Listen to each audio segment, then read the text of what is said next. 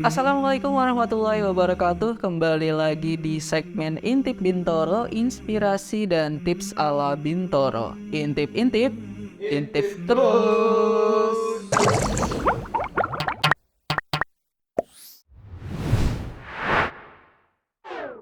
Intip-intip, intip terus. Inspirasi kali ini yaitu seputar jenis-jenis layout ataupun bentuk dari kitchen set. Nah, ada apa aja? Yuk langsung kita bahas.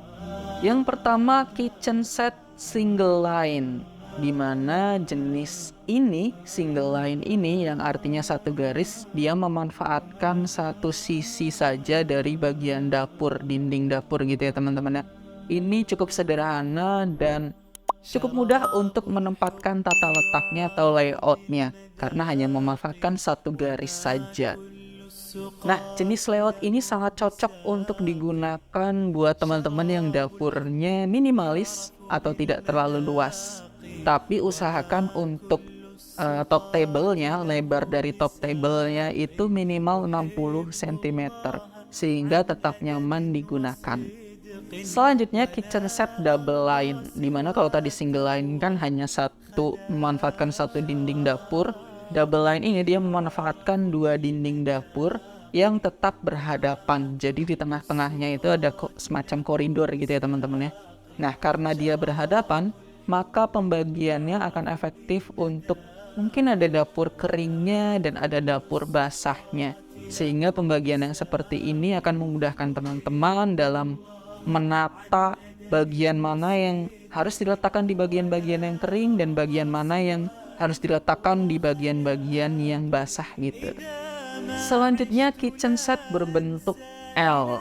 Nah, bentuk ini yang paling ringkas dan paling hemat biaya, dimana dia juga bisa sangat efektif untuk memanfaatkan sudut ruang karena bentuknya L gitu ya, menyambung ya. Memanfaatkan dua sisi dapur yang menyambung sehingga berbentuk L. Nah, dengan bentuk ini teman-teman juga bisa memaksimalkan konsep segitiga di dapur.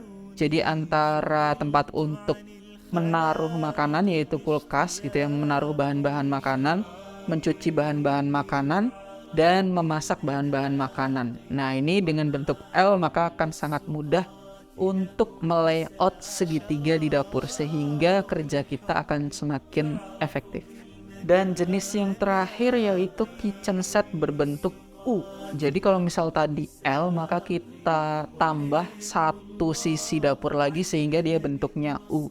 Untuk kitchen set ini akan lebih mudah untuk kita layout di area dapur, ruangan dapur yang lebih luas. Tapi tidak menutup kemungkinan kalau misalkan teman-teman juga punya lahan yang terbatas atau lahan yang minimalis tapi ingin menggunakan konsep U.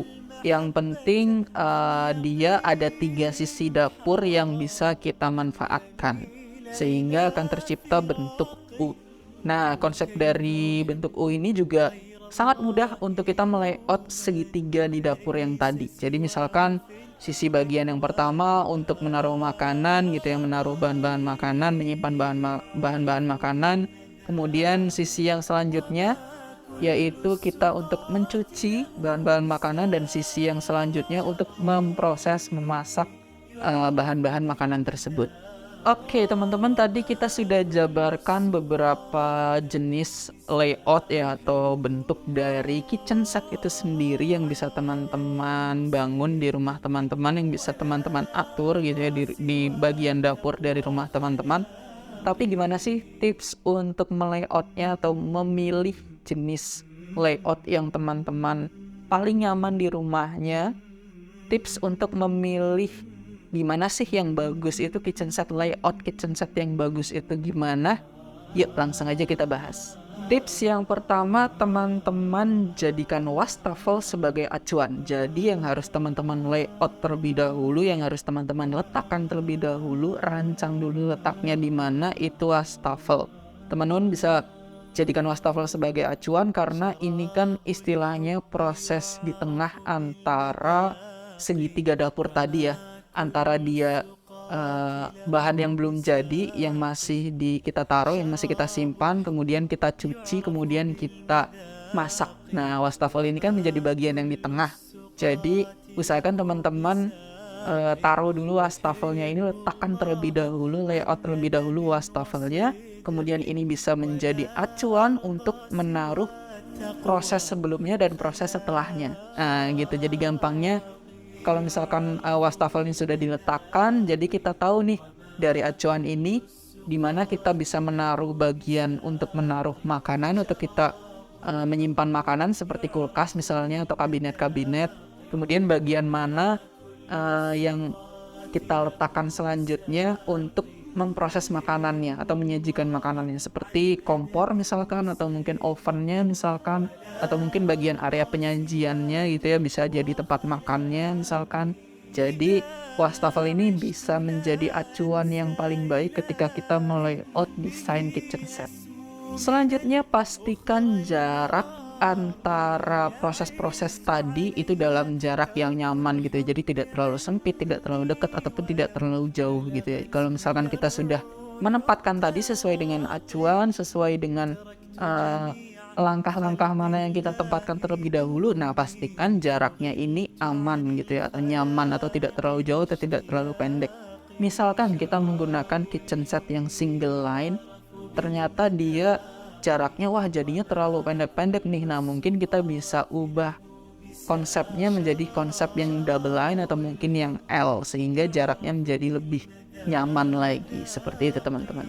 Tips selanjutnya agar lebih terlihat jelas lagi dan tidak mengawang-awang gitu ya, hanya tidak hanya imajinasi gitu ya, teman-teman bisa memvisualisasikan baik itu dalam bentuk denah maupun dalam bentuk 3D design, sehingga teman-teman bisa melihat lebih jelas lagi kira-kira kitchen set dengan jenis layout yang seperti apa yang cocok untuk area dapur di rumah teman-teman.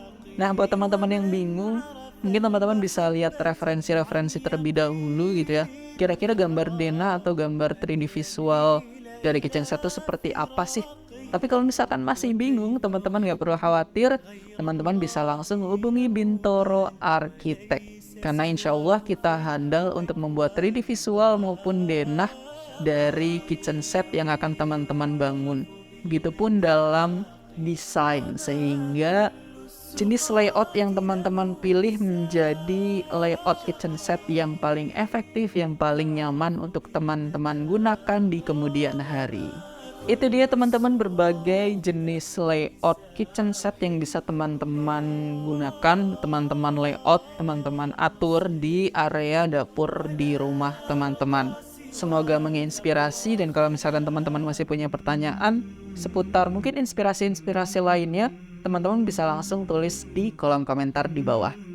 Jangan lupa like and share, subscribe, dan nyalakan lonceng notifikasi channel Bintoro Corp kalau teman-teman gak pengen ketinggalan video-video selanjutnya. Sampai jumpa di segmen Intip Bintoro selanjutnya. Intip-intip, intip terus. Terima kasih. Wassalamualaikum warahmatullahi wabarakatuh.